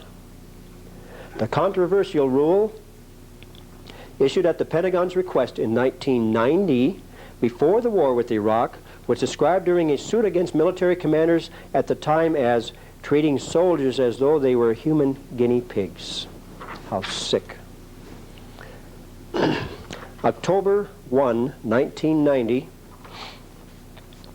Washington, D.C., the Iraq Regional ITF, says this, and I'll just paraphrase some of it here for the sake of time. The Iraq biological warfare developments, it talks about Iraq being given and the U.S. knowing exactly what was going on, of these aerosol generators in the spring of 1990 that deliver up to 800 gallons of biological chemical warfare per hour, 2 different types at a time.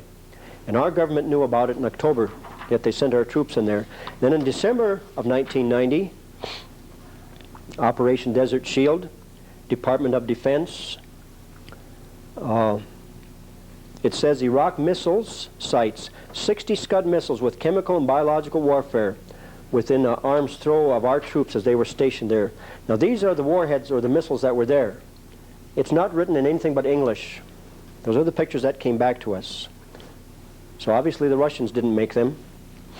It shows our troops working on them to disarm them without any MOP 4 gear, without any protection at all. They were ordered not to. Let me show you how dirty this gets. Now this is, it says the country, Iraq, Egypt, Department of Defense, but it says it's classified. That's just too bad. The public's going to know. February 9th of 1991. Title, The Disease Epidemic Overwhelming Iraqi Cities. 50 soldiers were killed by their own biological weapons. Well, I'm sorry to say it wasn't their weapons, it was our weapons. Now there's a man in mainstream media that I'd like to pat on the back. He stood taller than any man I know in media. His name is Tom Grant. He and the station he worked for, KREM 2 in Spokane, Washington, have been the only television station in America thus far who had the courage to put the truth out on the Gulf War illness. We thank you for your courage and fair journalism, Tom. Joyce Riley, a registered nurse, a captain with the U.S. Air Force in active reserve right now, caught the desert or the Gulf War syndrome by treating some of the soldiers as she was en route in her aircraft. She sold her little baby grand piano and bought an ad in the Washington Times, November of 1996, that says this, November 3rd of 96. Contrary to what the Pentagon is telling you, there is a deadly Gulf War biological disease ravaging our troops, and it is contagious. Approximately 15,000 Gulf War veterans are already dead, and between 100 and 200,000 troops are sick, disabled, or dying. According to Senate testimony from ex-Senator Donald Regis, February to October 94, Senate reports 103,900 and 103,994. Biological weapons were manufactured, sold, and shipped to Iraq with the full knowledge of the Bush administration, Department of Commerce, and Center of Disease Control. These Gulf War diseases are contagious, and 75% of Gulf War veterans report the disease now spread to their spouses and children. How sick. The disease is a public health hazard spread by blood transfusion, sex, perspiration, I may add coughing. Every sitting senator in 1994 heard this information. This includes ex-Senate Majority Leader Bob Dole, whose wife Elizabeth Dole oversees 50% of the blood transfusions in this country via the American Red Cross. Boy, are we safe in this nation today. Joyce Riley, you can get in touch with her at the Gulf War Veterans Association in Sugar Land, Texas. Gulf War syndrome may be infectious, doctors say. Missoulian, March 9th of 1997. Irvine, California, a number of medical professionals who say they have become ill while treating Persian Gulf War veterans claim the mysterious disease afflicting tens of thousands of soldiers is contagious and could pose a public health threat.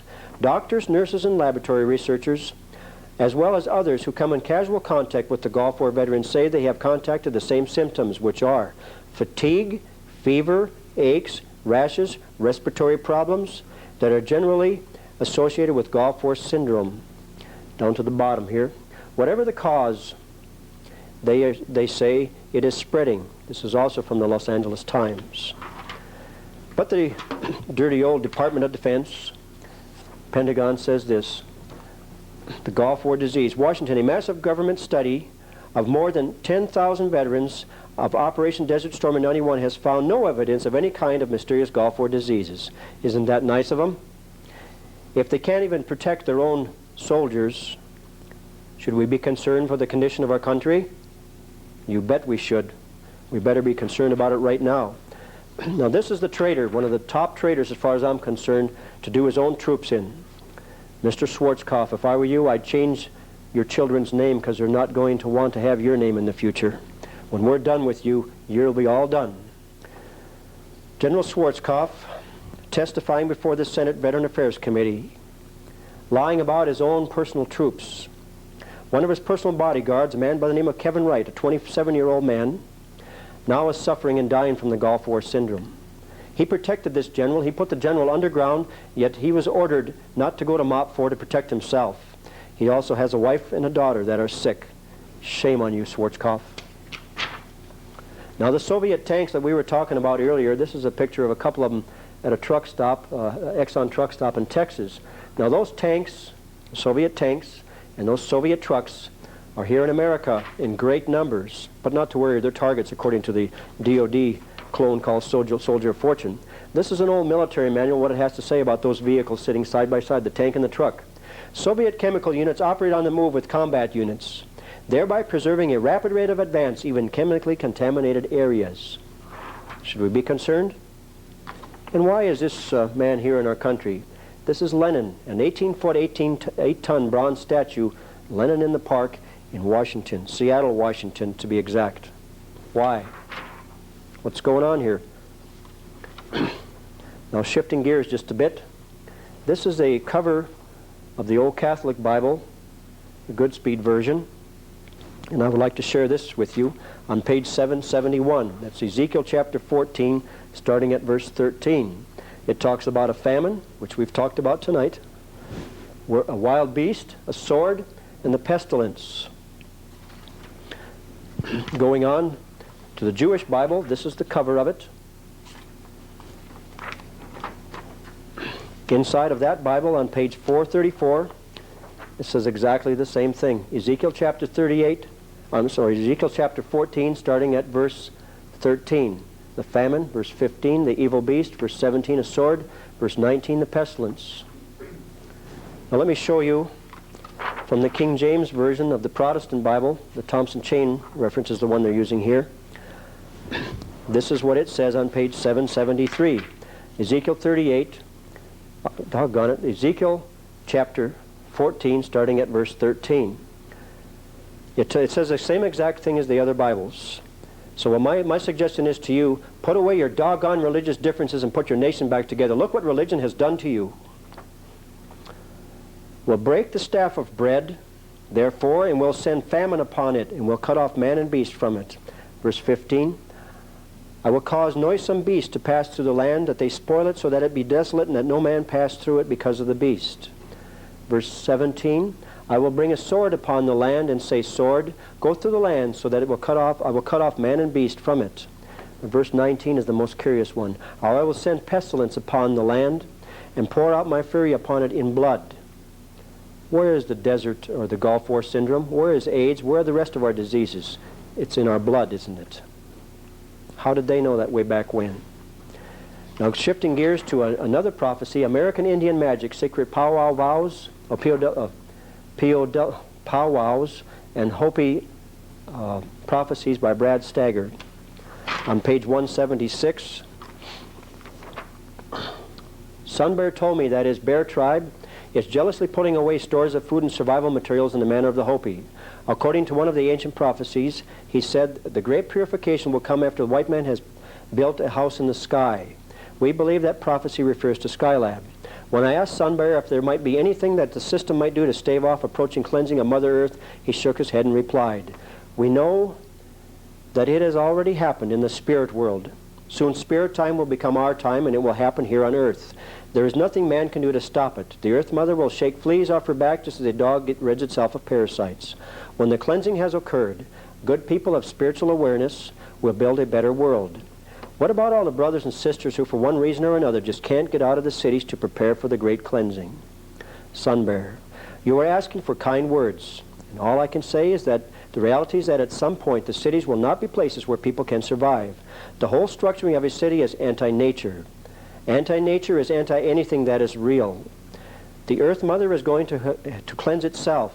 The people are going to have to cleanse themselves by getting rid of past concepts of things and by coming into harmony with the land.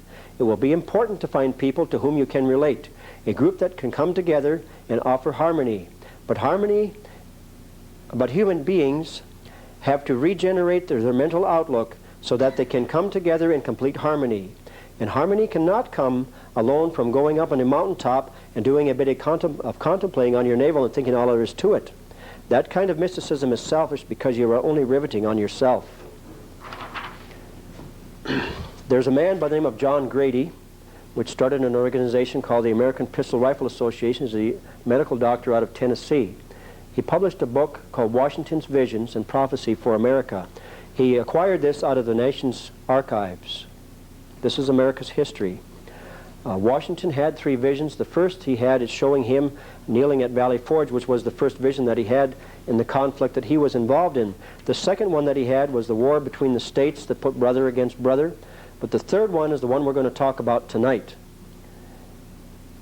And again I heard the mysterious voice saying, Son of the Republic, look and learn.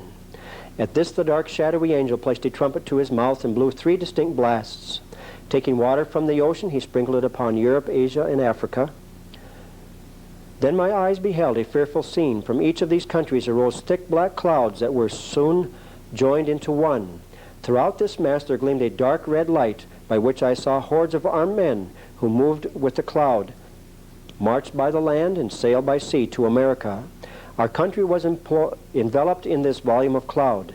And I saw these vast armies devastate the whole country and burn the villages, towns, and cities that I beheld springing up.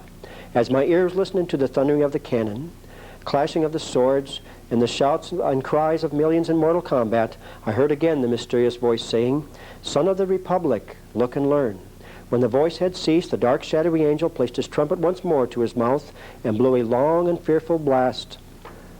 Instantly a light as of 1,000 suns shone down from above me, and pierced and broke into fragments the dark cloud which enveloped America. At the same moment, the angel upon whose head still shone the word Union, and who bore our national flag in one hand and the sword in the other, descended from the heavens, attended by legions of white spirits.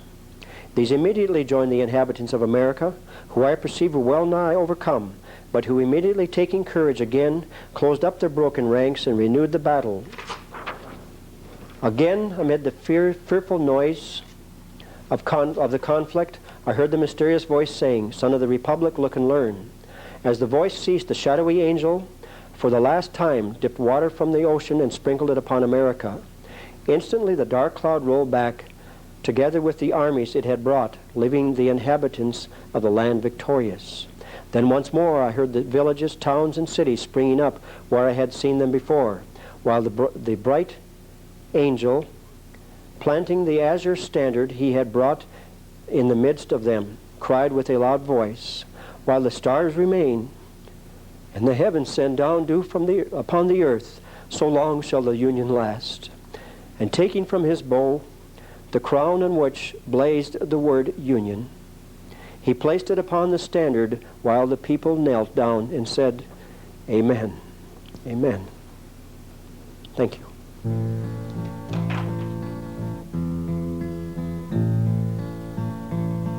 In the shadow of the government, there were names upon the wall. Heroes who paid the price without knowing what they bought. In a death-infested jungle, they proudly gave their all, while the Council of Foreign Relations wrote our country's law.